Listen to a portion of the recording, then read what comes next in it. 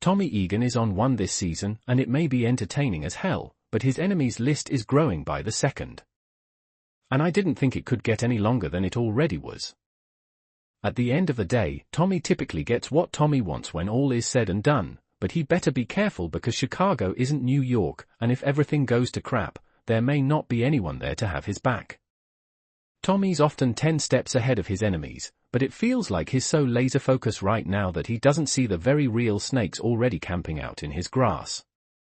It took him a minute to figure out Vic was lying to him, but once he knew, he decided that keeping Vic alive was more valuable than killing him, and it's a gamble that may work out for him in the end.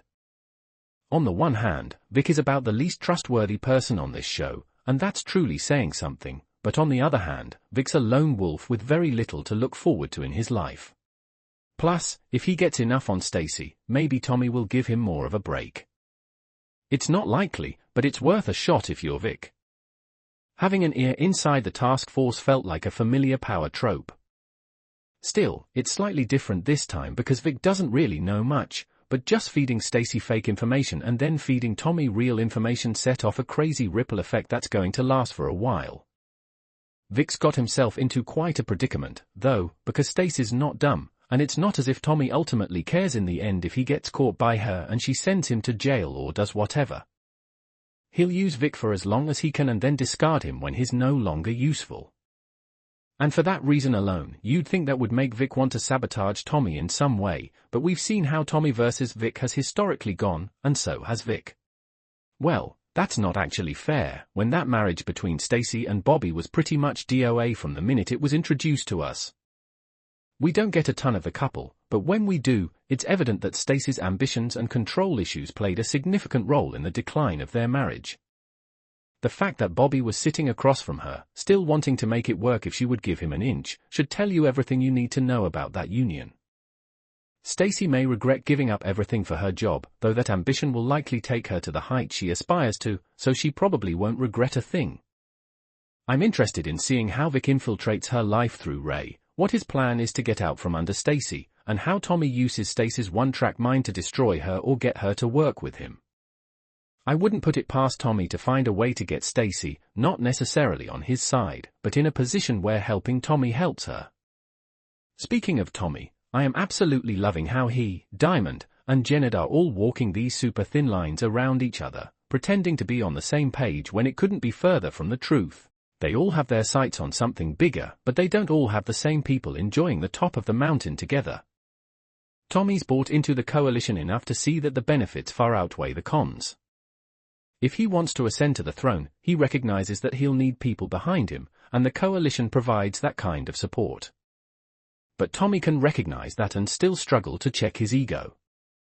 I could understand why Tommy was annoyed, because Ortega was relentless in trying to kill him, so naturally, he would be seeking payback.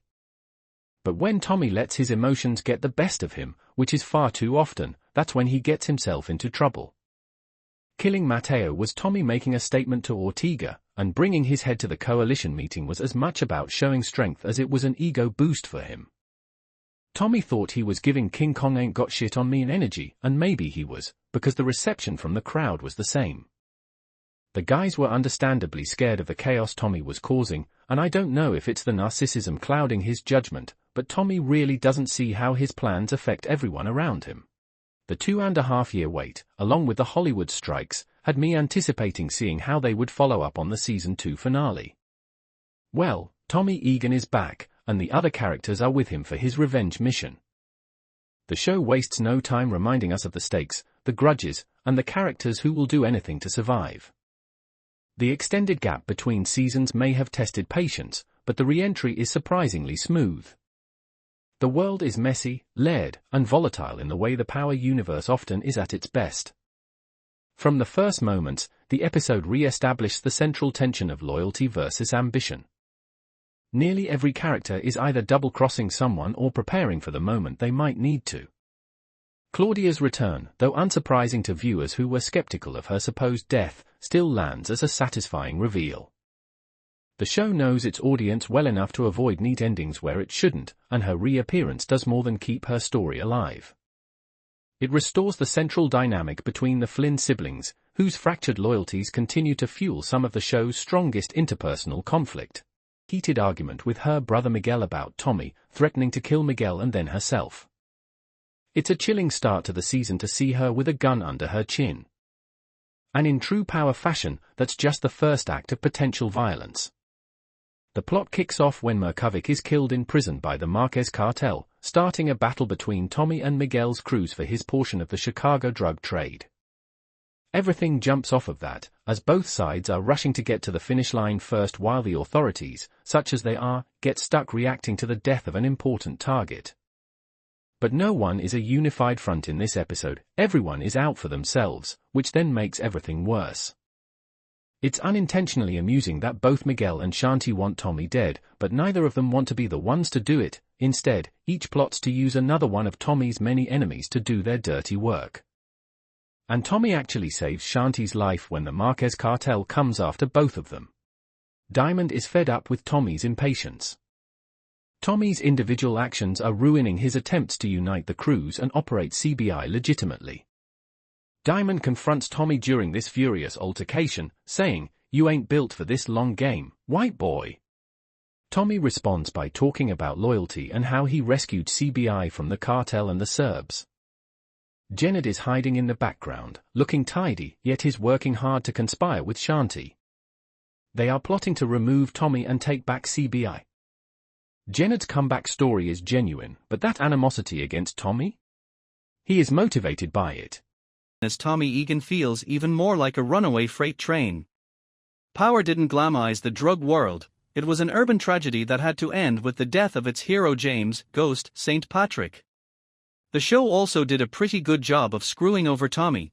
By the series finale, his best friend Ghost and his fiancée Lakeisha Grant had died, his associates in the drug game betrayed him worse than Fez in Euphoria, and his own mother turned on him. His flashback appearance in Power Book 2, Ghost, made things worse, adding that Ghost's widow Tasha framed Tommy for her husband's murder. If anyone had unfinished business and a reason to keep going, it was Tommy. Plus, Joseph Sikora's incredible talent was perfect to build another show around. A spin-off about a protagonist returning to their hometown isn't new, even the Cleveland show did it, but it's the way Sikora plays it that makes Power Book 4 force the follow-up fans deserve. Tommy has always been a live wire, even in his most quiet or vulnerable moments is never quite still. It makes complete sense that he'd take the heavy blows he suffered in Power and use them as fuel to not only start over, but make his own empire where he wouldn't have to rely on anyone or care about losing anyone. Force also gave him a substantive reason to stay in Chicago by revealing his grandmother was still alive and he had an ignored half-brother. This show is Tommy Egan's reckoning, and the fact that Sikora is also a Chicago native adds a neat extra quirk to it. Viewers are now several episodes into the season, and Tommy's battles have fleshed out the character in ways that Power never could. In the original series, though Tommy and Ghost were partners and even operated independently at times, they were always inexorably connected. Power Book 4, Force has made Tommy clearly number one, with all the positives and negatives that entails. The subtle psychological shift of being professionally beholden to no one else has given him an extra edge. There's also no one to check him and he faces the full consequences of his mistakes. One aspect of Power Book 4, Force that's particularly intriguing is its exploration of Tommy's newfound family, his half-brother J.P. Gibbs, Anthony Fleming III, and nephew D-Mac, Lucien Cambric. Though D-Mac being J.P.'s son isn't public knowledge yet, it's bound to come out eventually, and J.P. has already told Tommy that he's in a financial bind. Ghost's family was completely caught up in the game, even his true love Angela was a U.S. attorney. J.P. is trying to stay on the straight and narrow as is Gloria, and D-Mac's not totally in yet. Tommy can have a side of his life that has nothing to do with drugs, giving himself a balance and saving himself from making the mistakes Ghost made by being unable to keep things separated.